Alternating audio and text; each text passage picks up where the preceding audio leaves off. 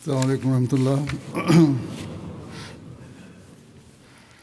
أشهد أن لا إله إلا الله وحده لا شريك له وأشهد أن محمدا عبده ورسوله أما بعد فأعوذ بالله من الشيطان الرجيم بسم الله الرحمن الرحيم الحمد لله رب العالمين الرحمن الرحيم مالك يوم الدين إياك نعبد وإياك نستعين اهدنا الصراط المستقيم صراط الذين أنعمت عليهم غير المغضوب عليهم ولا الضالين.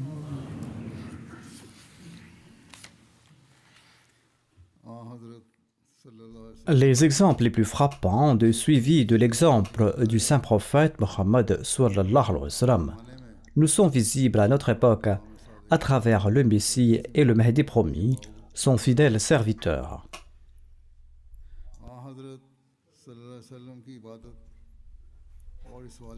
Les sermons précédents couvraient les pratiques d'adoration du saint prophète Mohammed sallallahu alayhi wa sallam, ses conseils à ses disciples à ce sujet et les méthodes qu'il a enseignées pour pratiquer l'adoration et se souvenir d'Allah. Aujourd'hui, je vais relater les événements de la vie du Messie promis l'Islam qui témoignent de son imitation de son maître, le saint prophète Mohammed sallallahu alayhi wa sallam, des événements qui nous sont parvenus. Hazrat Mirza Bashir Ahmad Sahib relate que Mirza Mohammeddin Sahib, habitant de Langroval, district de Gurdaspur, lui a écrit qu'il voyait le Messie promis l'Islam depuis son enfance et qu'il l'avait vu pour la première fois du vivant de Mirza Ghulam Murtaza Sahib alors qu'il était encore enfant. Le Messie promis l'Islam avait pour habitude de se coucher tôt après la prière d'Isha et de se lever vers 1h du matin pour la prière de Tahajjud. Après avoir accompli la prière de Tahajjud, il récitait le Saint-Coran. Ensuite, quand l'appel à la prière du matin retentissait, il accomplissait les prières sunnah à la maison et il se rendait à la mosquée pour la prière en congrégation. Parfois, il dirigeait lui-même la prière, parfois c'était Mian Jan Mohammed, l'imam de la mosquée, qui dirigeait la salat. Après la salat, il rentrait et dormait un peu. Je ne l'ai pas vu prier les prières sunnah à la mosquée, il accomplissait les prières sunnah à la maison. Le Messie promis l'Islam explique ce qui suit concernant ses propres actes d'adoration, notamment comment Allah lui a accordé la force de lui rendre culte, mais il a déclaré que ce n'est pas pour tout le monde de le faire de cette manière et de faire plus que sa propre force, car il explique que c'est Allah qui m'a donné cette force particulière. En tout cas, le tableau qu'il a dressé de son état est le suivant. Il déclare que je n'ai jamais pratiqué d'ascèse rigoureuse, ni comme certains soufis contemporains, soumis mon âme à des épreuves intenses, ni entrepris de retraite spirituelle par l'isolement, ni accompli d'actes de renoncement contraires à la sunna et susceptibles de provoquer l'objection de la parole de Dieu.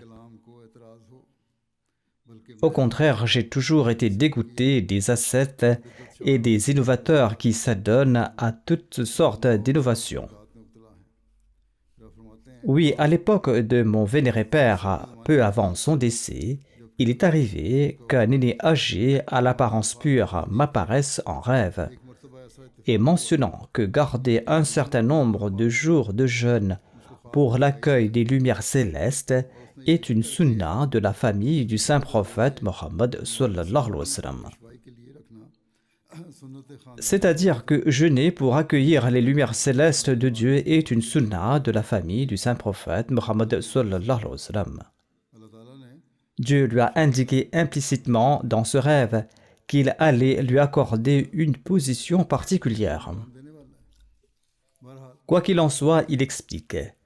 Il a indiqué que je devais accomplir cette sunna de la famille du saint prophète Mohammed paix soit lui. J'ai donc jugé bon de jeûner pendant un certain temps, mais considérant qu'il était préférable d'accomplir cette action en secret, j'ai adopté la méthode suivante. Je faisais apporter mon repas de la maison à mon lieu de réception masculin, puis je donnais secrètement cette nourriture à certains enfants orphelins que j'avais préalablement choisis et auxquels j'avais demandé d'être présent à l'heure.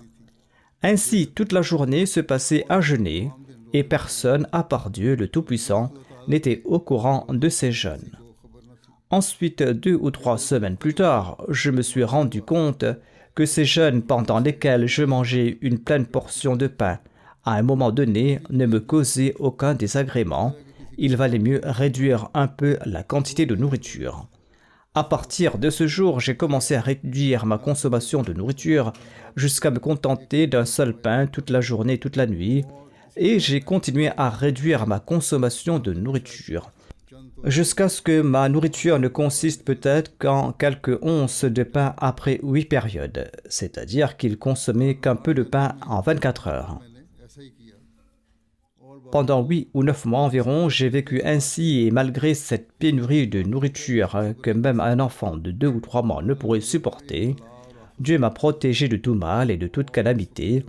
Parmi les merveilles du jeûne de cette époque que j'ai expérimentées, il y a ces révélations subtiles qui se sont dévoilées à moi à cette période. Ainsi, j'ai eu des rencontres avec certains prophètes du passé et avec des saints de rang supérieur de cette communauté qui sont décédés. Une fois, en état de pleine conscience, j'ai vu le saint prophète Mohammed sallallahu alayhi wa sallam avec Hassan, Hussein, Ali et Fatima. Qu'Allah soit satisfait d'eux. Et ce n'était pas un rêve, mais c'était une forme d'éveil. Bref, il y a eu de nombreuses rencontres avec des personnes saintes dont le récit serait trop long. De plus, les lumières spirituelles se manifestaient symboliquement sous forme de colonnes vertes et rouges, d'une manière si charmante et ravissante que les décrire dépasse totalement le pouvoir de l'écriture. Ces colonnes lumineuses qui s'élevaient directement vers le ciel, c'est-à-dire de la terre vers le haut, étaient parfois d'un blanc éclatant, parfois rouge. Elles étaient si intimement liées au cœur que leur vue procurait une joie immense, et il n'existe au monde aucun plaisir comparable à celui que leur contemplation apportait au cœur et à l'âme. À mon avis, ces piliers étaient représentés symboliquement par l'union de l'amour de Dieu et celui de son serviteur, c'est-à-dire une lumière qui émanait du cœur et une autre qui descendait d'en haut. Leur rencontre créait un pilier, c'est-à-dire que ces piliers étaient formés de courants ascendants et descendants qui se rejoignaient et prenaient la forme d'un pilier. Ce sont des affaires spirituelles que le monde ne peut connaître car elles sont bien loin des yeux du monde. Mais il y a dans le monde des gens qui sont informés de ces choses. Les merveilles qui m'ont été révélées durant cette période de jeûne étaient des révélations de toutes sortes. Un autre bénéfice que j'ai tiré est que, après ces exercices spirituels, j'ai trouvé mon âme capable de supporter le manque de nourriture avec une patience accrue en cas de besoin. J'ai souvent pensé que si un homme obèse de plus lutteur était forcé de jeûner avec moi, il mourrait avant que je ne ressente un besoin impérieux de manger. Cela m'a aussi prouvé que l'homme peut, dans une certaine mesure, progresser dans la disette et que tant que le corps n'est pas capable d'une telle austérité, je crois qu'une personne habituée au confort ne peut prétendre aux étapes spirituelles. Mais il déclare aussi que je ne conseille pas cette réforme à tout le monde, en tout cas. Je ne dis pas à tout le monde de faire cela. Je n'ai pas fait de ma propre volonté, dit le Messie promis l'Islam, c'est sur l'ordre d'Allah que je l'ai fait. J'ai vu plusieurs derviches ignorants qui ont pratiqué des austérités sévères et qui ont fini par devenir fous à cause de la sécheresse du cerveau. La sécheresse s'est installée dans leur cerveau. Ceux-ci ont cessé de fonctionner Et ces gens-là ont passé le reste de leur vie dans la folie ou ont été atteints d'autres maladies comme la tuberculose. Les forces mentales des êtres humains ne sont pas toutes du même type. Ainsi, ces personnes dont les forces sont naturellement faibles ne supportent en aucun cas les efforts physiques et ces gens-là tombent rapidement malades d'une maladie dangereuse. Quoi qu'il en soit, l'islam est une religion qui englobe tout et l'aide particulière d'Allah y joue un rôle. C'est pourquoi que dans son cas, le Messie promet l'islam a déclaré que tout le monde ne doit pas tenter de faire ce que j'ai accompli, car tout le monde ne peut pas le faire. En tout cas, il explique, il vaut mieux pour l'homme de ne pas s'imposer des luttes intenses selon ses propres désirs, mais plutôt de choisir la religion de la facilité. Il faut suivre les facilités générales de la religion ou la religion commune, ce qui est du ressort de l'homme commun, et suivre la sunna, oui, si une inspiration vient de la part de Dieu, et qu'elle n'est pas contraire à la loi islamique, il est nécessaire de la mettre en œuvre. Mais de nos jours, la plupart des ascètes ignorants qui enseignent des luttes spirituelles ne connaissent pas une bonne fin, donc il faut s'en abstenir. Certaines personnes disent encore aujourd'hui de faire ceci, de faire cela, mais il ne faut pas les écouter. On le voit même dans les programmes télévisés actuellement. L'individu doit rechercher la voie du juste milieu, l'adopter, et dans la mesure de ses capacités, s'efforcer de remplir ses devoirs envers Dieu et envers autrui. Il doit également s'efforcer d'atteindre les pratiques d'adoration et les normes minimales définies par le saint prophète Mohammed paix soit sur lui, et ensuite progresser. La progression ne se fait pas à pas, mais de toute façon, l'islam interdit de s'imposer des difficultés inutiles. Et le Messie premier l'Islam a également interdit cela. Comment était le Messie premier l'Islam tout enfant? Un récit rapporte que Misri Fakir Mohammed Sab disait « Mon père, dont le nom était Jiwa, a raconté qu'une fois, Misa Sab est tombé du toit et s'est gravement blessé. Nous avons appris que Misa Sab était tombé du toit et nous sommes allés prendre de ses nouvelles. Au moment où il a repris conscience, il a demandé si l'heure de la prière était arrivée ou non. Il avait tellement d'amour pour la Salah. J'étais petit quand il a raconté cette histoire. » Mirza Bashir Ahmad Sab a rapporté un récit de Hazrat Dr. Mir Mohammed Ismail Sab. En 1895, lorsqu'il m'est arrivé de passer le mois de Ramadan Qadian, j'ai accompli les prières de Tahajjud, c'est-à-dire la prière de Tarawih derrière Hazrat Sahib, le Messie promis l'Islam, pendant le mois. Il avait l'habitude d'accomplir la prière de Witr au début de la nuit et la prière de Tahajjud 8 rakat 2 par 2 à la fin de la nuit. Il récitait toujours Ayatul Kursi lors de la première rakat, c'est-à-dire Allahu la ilaha illahu jusqu'à Wahwal Aliul Azim. Et dans la deuxième rakat, il récitait la Surat al-Ikhlas. Et dans le ruku de nos sujud, il récitait Ya Hayyu Ya Qayyum bi Rahmatika Astaghith. Il récitait d'une voix que je pouvais entendre, c'est-à-dire doucement, qui n'était ni trop forte ni trop faible. De plus, il prenait toujours le suhour après la prière de Tahajjud, et il retardait tellement que parfois l'adhan retentissait pendant qu'il mangeait, et il continuait parfois à manger jusqu'à la fin de l'adhan. Hazrat Mirza Bashir Ahmad Sab explique en réalité le problème est que tant que l'aube véritable n'apparaît pas à l'horizon oriental, il est permis de consommer le sour. Cela n'a rien à voir avec l'adhan, car l'heure de l'adhan du matin est fixée au moment de l'aube véritable. C'est pourquoi les gens considèrent généralement que la limite du sour est le moment de l'adhan. Il donne cet exemple comme l'appel à la prière du matin à Qadian se fait dès l'apparition de l'aube véritable et qu'il est possible que parfois par erreur ou par négligence, il se fasse même avant. En de telles occasions, le Messie premier l'Islam ne tenait pas particulièrement compte de l'appel à la prière et continue à prendre le repas d'avant l'aube jusqu'à ce que l'aube véritable soit clairement visible. En réalité, l'intention de la loi dans ce domaine n'est pas qu'il faille cesser de manger dès que l'aube véritable commence scientifiquement ou mathématiquement, mais plutôt qu'il faille arrêter de manger lorsque la blancheur du matin apparaît aux yeux du public. C'est d'ailleurs ce que révèle le terme tabayyun. Il est clairement rapporté dans un hadith que le saint prophète Mohammed paix soit sur lui a dit Ne cessez pas votre repas d'avant l'aube à cause de l'appel à la prière de Bilal, mais continuez à manger et à boire jusqu'à l'appel à la prière d'Ibn Maktoum, car Ibn Maktoum était aveugle et ne faisait pas l'appel à la prière tant que les gens ne criaient pas que le matin était arrivé. Quoi qu'il en soit, de nos jours, l'époque est encore plus moderne, et l'on peut connaître l'heure exacte de l'aube véritable grâce à des outils modernes. Par conséquent, il y a généralement une limite fixée pour l'appel à la prière. On s'efforce de respecter cette limite, mais il peut parfois y avoir des erreurs. Cependant, si par erreur l'appel à la prière est fait plus tôt, le principe à suivre est celui qui a été énoncé. Le ramadan débutera bientôt, c'est pourquoi j'ai donné ces indications ici.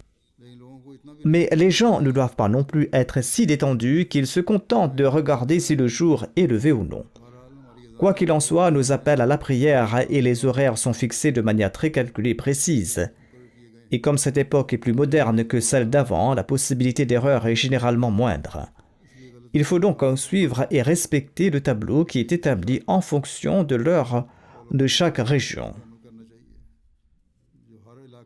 Hazrat Mirza Bashir Ahmad Sahib a rapporté un récit dans lequel Mufti Muhammad Sadiq Sahib a relaté qu'une fois à l'époque du Messie promet salam, la prière d'Istisra pour la pluie a eu lieu et le Messie promet salam y a participé. C'était peut-être Maulvi Mohammed Hassan Sahib Marhoum qui avait servi d'imam lors de cette prière.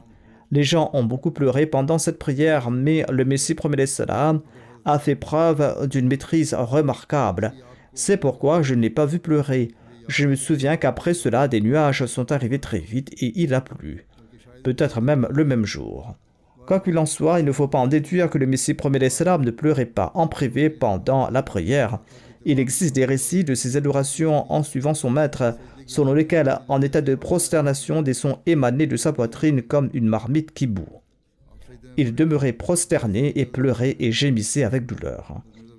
Hazrat Mirza Bashir Ahmad Sahib relate un récit de Hazrat Ahmadjan Nusrat Jahan Begum Sahiba. Il déclare, notre vénérée mère a déclaré que le Messie promet salam accomplissait généralement 2 types de prières surérogatoires en plus des 5 prières quotidiennes.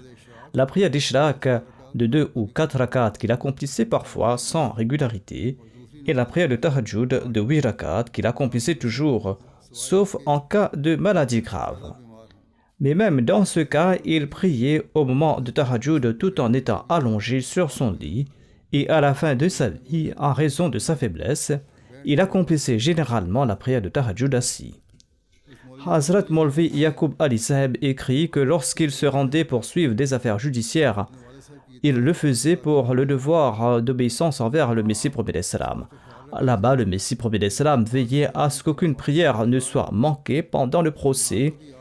D'ailleurs, il n'a jamais manqué de prière. De même, il ne négligeait pas les obligations relatives aux droits d'Allah le Tout-Puissant. Au beau milieu du tribunal, il s'absorbait dans la prière au moment de la prière comme s'il n'avait rien d'autre à faire. Et il est arrivé plus d'une fois qu'il était absorbé dans la prière et que l'on appelait pour une affaire, et il restait absorbé dans la sola avec une grande tranquillité d'esprit. Une fois, on raconte qu'il était parti à Batala pour suivre une affaire. Et c'était l'heure de la prière, et le Messie promet salam a commencé à prier. Le Messie promet salam relate: le planton a appelé, mais j'étais en prière. La partie adverse s'est présentée et a voulu profiter du fait que l'autre partie n'était pas présente pour obtenir un jugement par défaut. Elle a beaucoup insisté, mais le tribunal n'en a pas tenu compte. Une plainte a été déposée contre elle et j'ai obtenu gain de cause. Le jugement a été rendu à ma faveur. Quand je suis revenu après la prière, je pensais que le juge avait peut-être légalement constaté mon absence. La loi stipule que si une partie n'est pas présente, une décision peut être rendue contre elle. Mais quand je me suis présenté, j'ai dit que j'étais en train de prier. Il m'a dit qu'il m'a déjà accordé gain de cause. Ce sont aussi les bénédictions de l'adoration. C'est ainsi qu'Allah accorde sa faveur. Hazrat Mirza Bashir Ahmad Sahib a rapporté un autre récit de Hazrat Ahmadjan. Il écrit que lorsque le Messie promet salam dirigeait la prière de Maghrib à la maison, il récitait souvent le verset suivant de la sourate Yusuf où se trouvent ces termes: Innama ashku bathi wa huzni ilallah. C'est-à-dire, je me plains de ma détresse et de mon chagrin auprès d'Allah.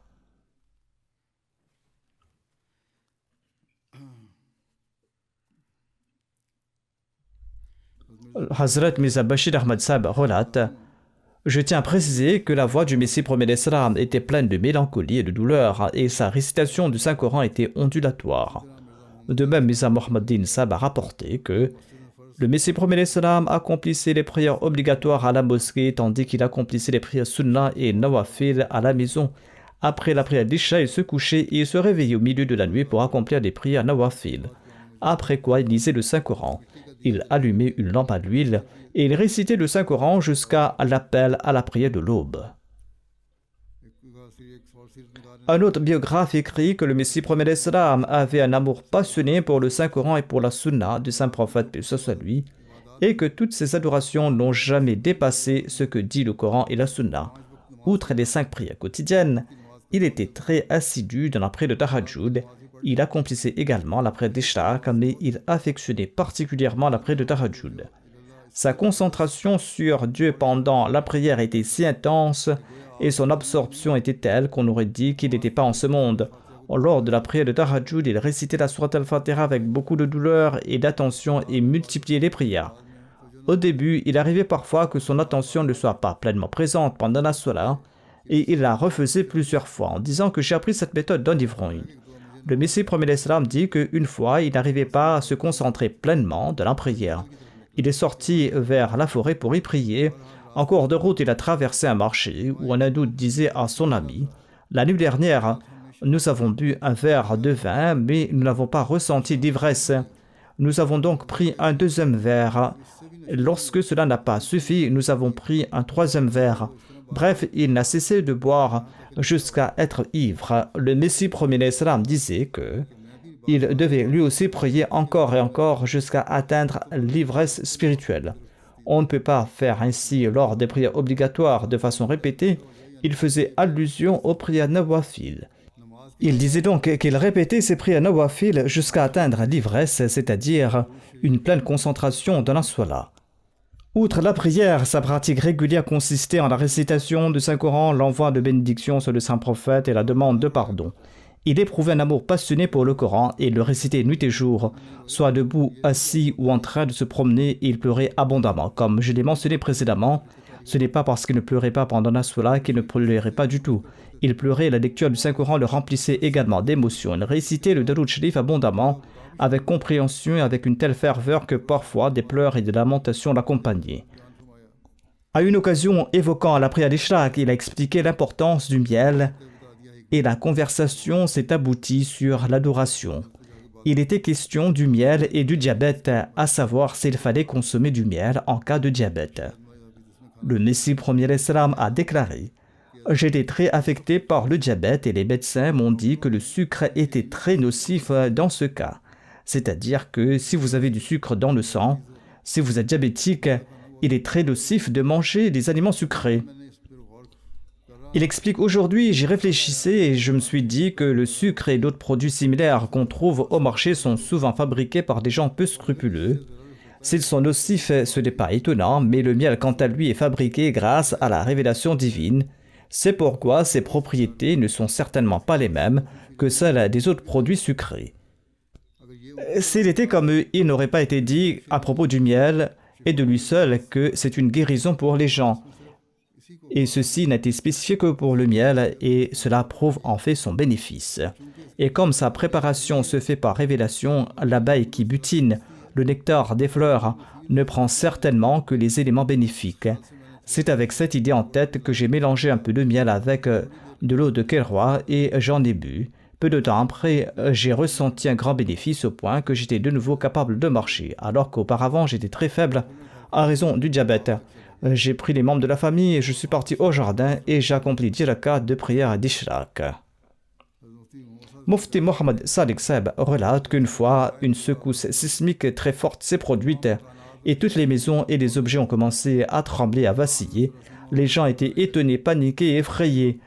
Dans de tels moments, il était édifiant d'observer l'état du Messie de Dieu, car nous avions l'habitude de lire dans les hadiths que le saint prophète Mohammed lui manifestait sur son visage un grand impact de la crainte d'Allah face à de tels événements célestes et terrestres. La simple apparition d'un nuage le mettait mal à l'aise, et il sortait, il rentrait. Bref, à ce moment-là aussi, le prophète d'Allah a démontré la véracité pratique de l'adage que plus on est connaissant de la personne de Dieu, plus on a la crainte de Dieu. Ceci est un adage en langue persane. Quoi qu'il en soit, dès que le tremblement de terre a commencé, il s'est consacré avec sa famille et ses enfants à prier Allah, se prosternant devant son Seigneur. Toute la famille, avec ses serviteurs, est restée debout, inclinée, prosternée, tremblant et craignant l'indifférence d'Allah le Tout-Puissant. Hadrat Muslim Maud, en expliquant l'importance des prières en congrégation, a mentionné qu'aujourd'hui, comme les gens vivent loin et qu'il était difficile de se rendre dans les mosquées, à cette époque, quelle que soit la distance et comme ils n'avaient pas de moyens de transport, eh bien, les gens priaient dans leur maison. Le Muslim Maud a dit qu'il ne faut pas prier séparément à la maison, mais qu'il faut le faire en congrégation. Il affirme qu'une façon d'organiser la prière en congrégation est d'emmener sa femme et ses enfants et d'organiser la prière en congrégation à la maison. Si l'on ne peut pas se rendre à la mosquée, il faut organiser la prière en congrégation à la maison. Car comme l'habitude de prier séparément est née en raison des distances, a-t-il dit, et que l'importance de la prière en congrégation a diminué dans les cœurs des gens, ce que nous constatons encore aujourd'hui, il convient donc d'abandonner cette habitude et de prendre l'habitude de prier en congrégation. Aujourd'hui encore, là où il y a des lacunes, les gens doivent veiller à prier avec leurs enfants à la maison afin que leurs enfants prennent l'habitude de prier. Ensuite, il a cité l'exemple du Messie premier salam qui, en de telles occasions où il ne pouvait pas se rendre à la mosquée pour prier, dirigeait la prière en congrégation chez lui à la maison. Et exceptionnellement, il priait seul en raison d'une contrainte. Le plus souvent, il accomplissait la salat en congrégation avec notre mère et avec d'autres femmes qui se joignaient également à elle. Hazrat Sayyid Zainul Abidin Waliyullah Shah Saheb rapporte qu'il s'est rendu à Sialkot en 1935. Là-bas, il a rencontré une très vieille dame nommée Mai Hayat Bibi, qui était la fille de Fazl Din Saheb et la mère de Hafiz Mohammad Shafi Saheb Qari. Il a rencontré cette dame. Cette dame était assise sur le seuil de sa maison. Nous ne l'avons pas reconnue, mais elle nous a reconnus. Elle a déclaré « Assalamu alaikum » et elle a dit « Veuillez venir par ici ». À cette époque, elle avait environ 105 ans. Évoquant son grand âge, elle a raconté qu'à l'époque des troubles, il y avait ici une panique générale et les bureaux et les tribunaux avaient été incendiés. Elle était jeune à l'époque. Quoi qu'elle en soit, après cette mention, elle a relaté que elle connaissait Mirza Saheb le Messie premier salam depuis sa première venue à Sialkot et pendant son séjour à Sialkot lors de son emploi. Elle a relaté Mirza Saheb avait alors un âge où son visage commençait à peine à être marqué par la puberté et il n'avait pas encore une barbe complète. Après son arrivée à Sialkot, Mirza Saheb est venu voir mon père. Il l'a appelé et il a dit « Mian Fazl Din Saheb, je voudrais louer votre deuxième maison pour que je puisse y loger. » Mon père ouvrit la porte et il entra. Mon père a placé l'eau et le lit et le tapis de prière, etc. et les affaires de Mirza Saheb ont été également placées à côté. Lorsque Mirza Saheb, le Messie premier salam, revenait du tribunal, il a appelé tout d'abord mon père et l'emmené avec lui à la maison. Mirza Saheb a passé la plupart de son temps avec notre père. Ses repas étaient également préparés chez nous. C'est mon père qui lui apportait ses repas. Mirza Saheb entrait et fermait la porte. Ensuite, il partait dans la cour intérieure et il lisait le Saint-Coran. Mon père racontait que Mirza Saheb, en lisant le Coran, tombait parfois en prosternation et faisait de longues prosternations, pleurant tellement que le sol en était mouillé. La dame, en racontant ces histoires, disait souvent « Je suis prête à me sacrifier pour son nom ». Et elle a fait cette déclaration en présence de son fils. Hazrat Sheikh Yaqub Ali Saheb Irfani a rapporté un récit de Maulvi Mir Hassan Saheb, qui était le professeur du docteur Allama Iqbal Saheb. Selon ce récit, Le Messie premier salam avait d'abord vécu à loyer dans une maison appartenant à un certain Omra Kashmiri dans le quartier de Kashmirian qui était très proche de la maison d'Asipura.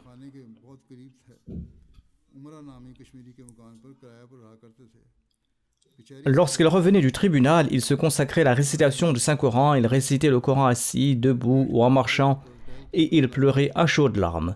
Il le récitait avec une telle humilité et un tel recueillement qu'on ne trouvait pas son pareil. Ensuite, il écrit que, comme il était d'usage à l'époque des personnes dont le besoin venait le voir pour des affaires de tribunal et des recommandations, comme on partait voir les fonctionnaires afin que le procès soit en leur faveur. Généralement, c'était l'habitude des gens à l'époque, c'est-à-dire de faire appel à un employé du tribunal pour obtenir une recommandation. Et les gens venaient le rencontrer.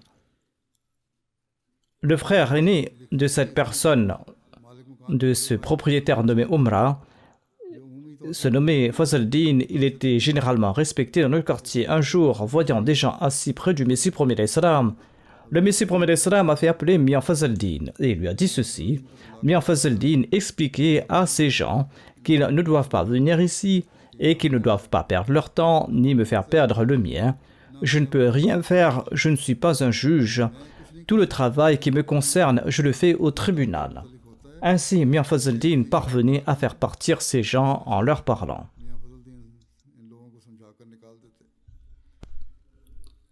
Munshi Abdul Wahid Saheb, un non-Ahmadi de Patiala, relate à propos de la récitation du Saint-Coran par le Messie premier salam que Huzur, c'est-à-dire le Messie premier salam, lisait le Saint-Coran toute la journée lorsqu'il avait 14 ou 15 ans et il écrivait des notes en marge. Hazrat Muslim Maud écrit à propos du Messie premier salam qui eut l'occasion de voir un exemple si amer de son vivant durant son enfance, que son tempérament se refroidit envers le monde et que même lorsqu'il était très jeune, tous ses désirs étaient consacrés à l'obtention du plaisir d'Allah. Ainsi, Cheikh Yaqub Ali Saheb relate dans sa biographie un événement sublime concernant sa plus tendre enfance. Il écrit que lorsqu'il était très jeune, le Messie premier salam disait à une fillette de son âge qu'il a épousée plus tard que « Prie pour que Dieu me donne la grâce de la Salah ». Cette phrase prononcée dans sa plus tendre enfance révèle la nature de ses sentiments, des sentiments qui agitaient son cœur et comment Dieu était le centre de ses aspirations. Cette phrase révèle aussi l'intelligence qui s'était développée en lui dès son plus tendre enfance, car cette phrase montre qu'il considérait déjà Dieu comme celui qui exauce tous les désirs et que la grâce de l'adoration dépendait que de lui seul. Vouloir prier et savoir que Dieu le Tout-Puissant est celui qui réalise ce désir et grandir dans une maison où tous, jeunes et vieux, considéraient le monde comme leur Dieu est une chose qui ne peut venir que d'un cœur exempt de toute souillure du monde et soutenu par Dieu le Tout-Puissant pour susciter un changement grandiose dans le monde. Hazrat Mufti Muhammad Sadiq Saheb relate que le Messie premier salam a déclaré que « J'ai l'habitude de jeûner depuis mon temps d'enfance. Une fois, pendant mon enfance, j'ai jeûné et je suis tombé malade, mais ensuite j'ai jeûné les 29 jours restants sans aucune difficulté. C'était alors une fête de joie pour moi. Le jeûne a ses bénédictions spéciales. Tout comme chaque fruit a un goût différent, de même, chaque acte d'adoration a une saveur différente. Il y a de la spiritualité dans les actes d'adoration que l'homme ne peut décrire. Si l'on a de l'enthousiasme, la douleur et l'inconfort diminuent. Il faut que dans l'adoration, l'âme de l'homme étant devenue extrêmement délicate coule comme de l'eau et rencontre Dieu. Maulvi Sirajuddin Saheb, le père du célèbre leader Zafar Ali Khan Saheb et éditeur du journal Zamidar, écrit à propos des activités du Messie premier salam lors de son séjour à Sialkot. Il relate en 1877, nous avons eu l'honneur d'être les invités pour une nuit acadienne. Même à cette époque, il était tellement absorbé dans la prière et les pratiques spirituelles qu'il parlait peu même aux invités.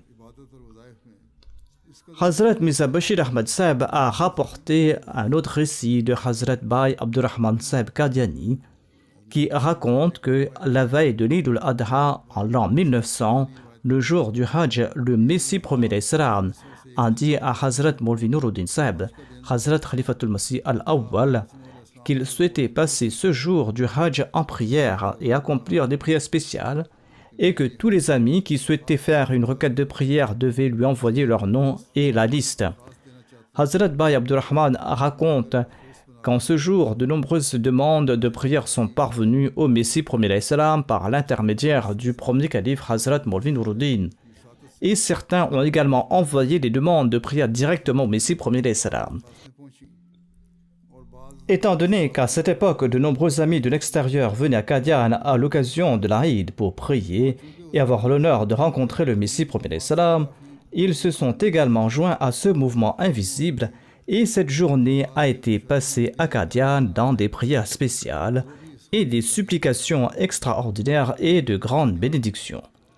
Le Messie premier d'Islam, décrivant son état d'esprit concernant la prière en congrégation, a déclaré lors d'une assemblée: « Ma tête ne va toujours pas bien aujourd'hui, c'est-à-dire que j'ai le vertige. » Il souffrait donc de vertige, mais il déclare que quand l'heure de la prière en congrégation arrive, je pense que la prière collective va avoir lieu et que moi je ne serai pas inclus. Je me dis que les gens seront rassemblés, que la prière va se dérouler en groupe, et moi que je ne vais pas y participer, cela me rend triste, dit le Messie premier d'Islam. C'est pourquoi je viens ici en titubant. Aujourd'hui aussi j'ai des vertiges, dit-il, mais je suis arrivé à la mosquée tant bien que mal. Quoi qu'il en soit, dit-il, j'essaye toujours de venir à la mosquée. Cela est arrivé plusieurs fois et c'est encore ce qui s'est passé aujourd'hui, dit le Messie premier d'Islam. Même durant ses jours de maladie, il s'efforçait d'accomplir la prière en congrégation. Hazrat Maulvi Abdul Karim Sahib Salkurti rapporte que le lieu de rencontre avec le Messie premier d'Islam était généralement la mosquée.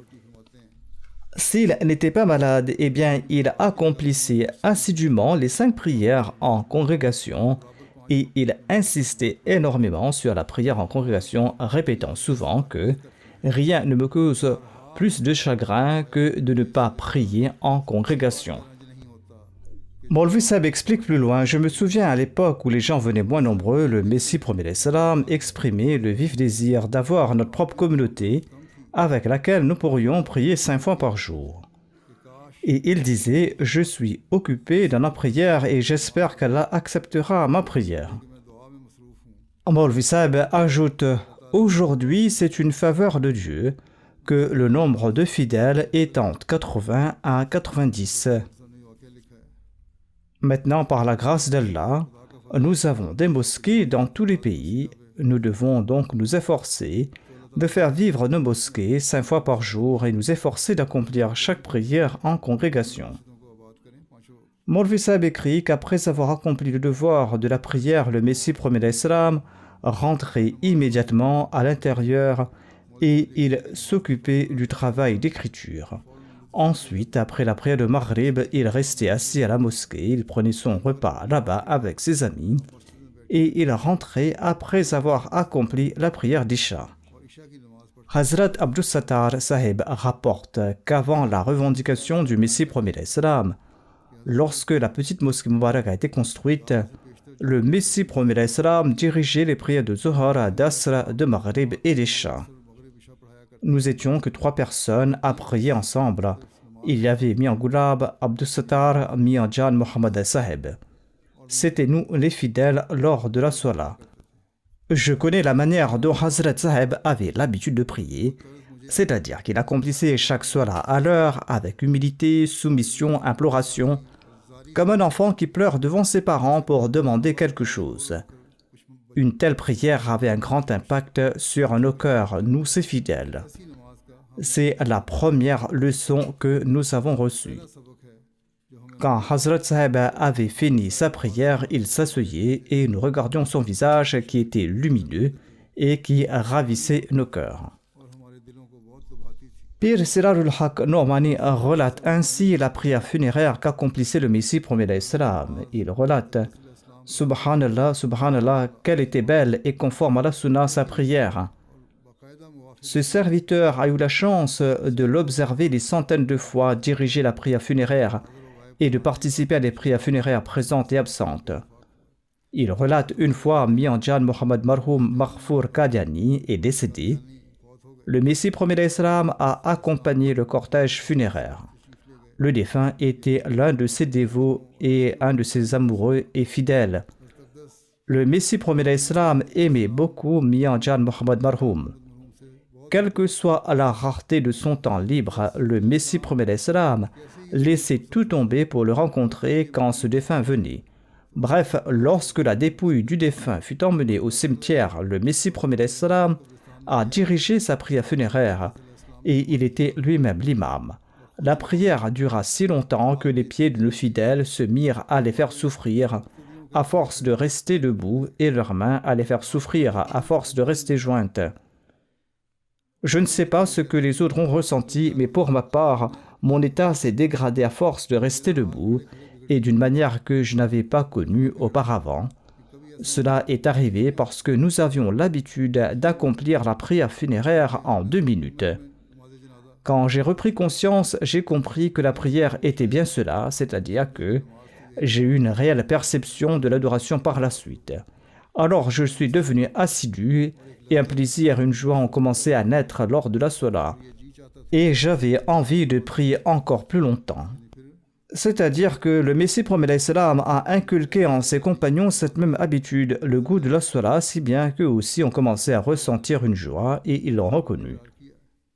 Il raconte que lorsque la prière funéraire était terminée, le Messie premier d'Islam s'est dirigé vers sa demeure. Quelqu'un a dit « Huzur, la prière a duré si longtemps que nous étions fatigués. Qu'en est-il de vous? Vous devez aussi être fatigué. » Le Messie premier d'Islam a répondu « Qu'ai-je à voir avec la fatigue? Je priais Allah le Tout-Puissant et je demandais pardon pour ce défunt auprès de lui. Celui qui demande peut-il se fatiguer? Celui qui se lasse de demander reste en arrière. Nous sommes ceux qui demandent, dit le Messie premier d'Islam, et lui, il est celui qui offre, qui donne. Comment pourrions-nous être fatigués? Là où il y a la moindre lueur d'espoir, le demandeur s'accroche. Et dans la cour de l'unicité divine, il n'y a que de l'espoir. Il est le donneur, le généreux, le miséricordieux, le clément, et il est aussi le maître et il est le puissant. Alors comment peut-on parler de fatigue? qu'Allah le Tout-Puissant nous accorde la capacité d'accomplir nos prières avec ses pensées. Nous avons prêté allégeance au Messie premier d'Islam et nous lui avons fait la promesse d'accomplir nos prières conformément au commandement de Dieu et de son messager, sallallahu alayhi wa sallam, et que nous allons accomplir le salat en nous souvenant des faveurs d'Allah le Tout-Puissant et en nous souvenant qu'Allah nous accorde la capacité de tenir cette promesse. Après la prière de Jumu'ah, je dirigerai 2 prières funéraires en absence des dépouilles. La première sera celle de Mokarama, Amtu Sharif Sahiba, épouse de Mahmoud Ahmad Batseb. De Deriawala Narwal, elle est décédée récemment à l'âge de 84 ans. Inna lillahi wa inna ilayhi raji'un. Elle était moussia par la grâce d'Allah. Elle était la fille de Hazrat Molvi Omar Din Saheb, un compagnon du Messie premier d'Islam. Celui-ci était originaire de Shadiwal du Gujarat. Il a eu l'honneur de prêter allégeance à la main bénie du Messie premier d'Islam en 1903 lors de son voyage à Djehlom en raison d'un rêve qu'il avait fait. Outre son mari, la défunte laisse derrière lui dans le deuil 6 fils et 5 filles et des petits-fils et des petites-filles. Son fils Asif Mahmoud Bat est un missionnaire de la communauté à Darussalam en Tanzanie. Étant de service sur le terrain, il n'a pas pu assister aux funérailles et à l'inhumation de sa mère. Un des petits-fils de la défunte Oussama Bat est également missionnaire ici, de même qu'un de ses gendres. Ainsi donc, c'est une famille de Wakefini Zindagi. Son fils Asif Mahmoud Bat, missionnaire de la communauté en Tanzanie, écrit que la défunte possédait d'innombrables qualités. La plus remarquable était son lien avec Allah. Elle voyait des rêves qui étaient vrais et qui se réalisaient avec une grande précision. Elle avait un amour immense pour le Saint-Coran, un amour qu'elle avait hérité de son vénéré père.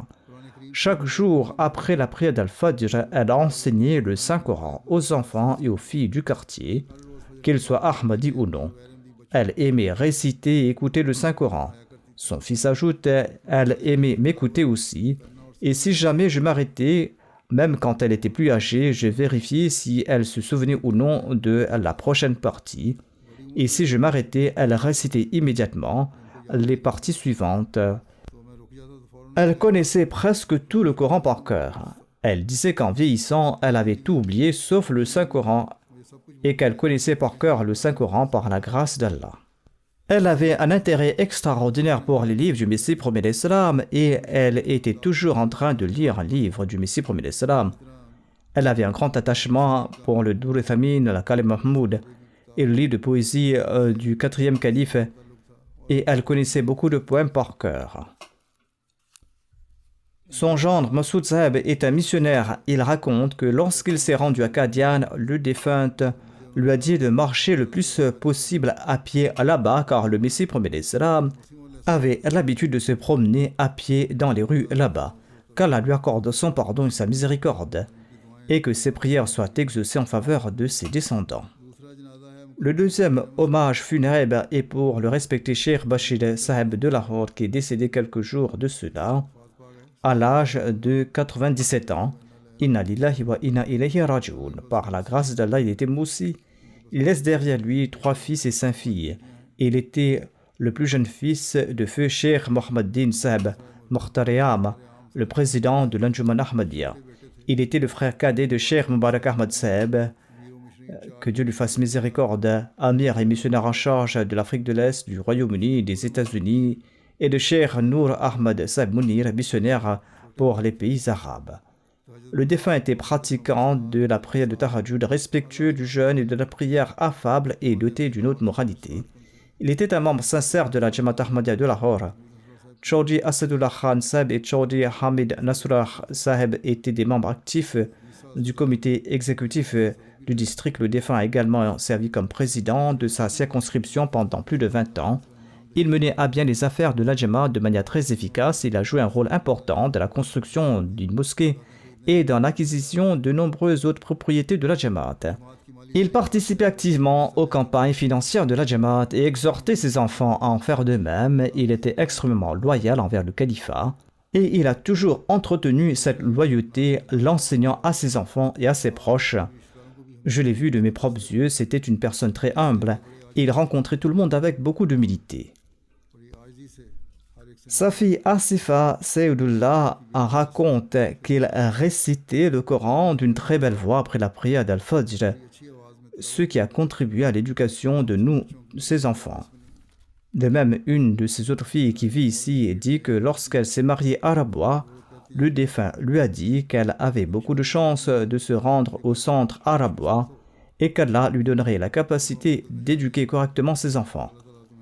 Ainsi, malgré le fait qu'il était un homme d'affaires, il ne parlait pas des choses de ce monde, mais il a enseigné à la religion à ses enfants.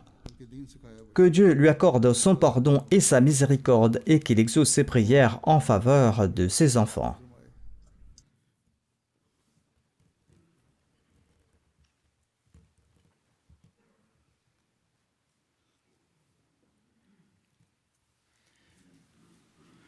Alhamdulillah, alhamdulillah, nahmaduhu wa nasta'inuhu wa nastaghfiruhu wa nu'minu bihi wa natawakkalu alayhi wa na'udhu billahi min shururi anfusina wa min sayyiati a'malina. Man yahdihillahu fala mudilla lahu ومن يضلله فلا هادي له ونشهد أن لا إله إلا الله ونشهد أن محمدا عبده ورسوله عباد الله رحمكم الله إن الله يأمر بالعدل والإحسان وإيتاء ذي القربى وينهى عن الفحشاء والمنكر والبغي يعظكم لعلكم تذكرون اذكروا الله يذكركم وادعوه يستجب لكم ولذكر الله أكبر